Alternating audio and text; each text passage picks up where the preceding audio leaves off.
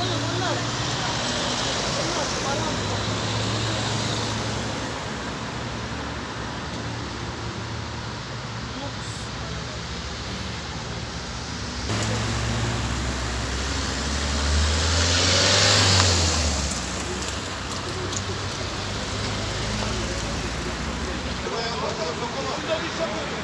Deneyişi mecbur yapacağız abi. Araba geliyor.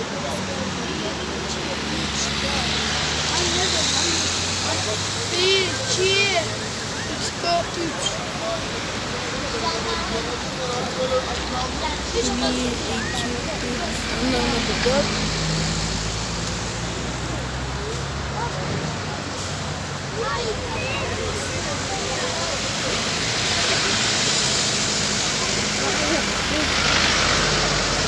Fahi geldi ha buraya. Biliyoruz oğlum biz de öyle.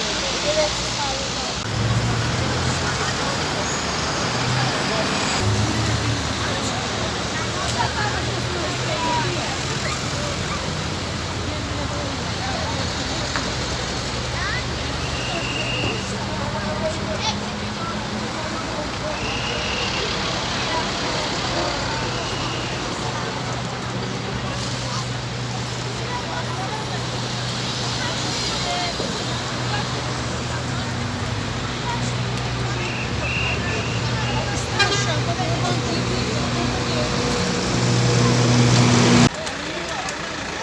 Selim.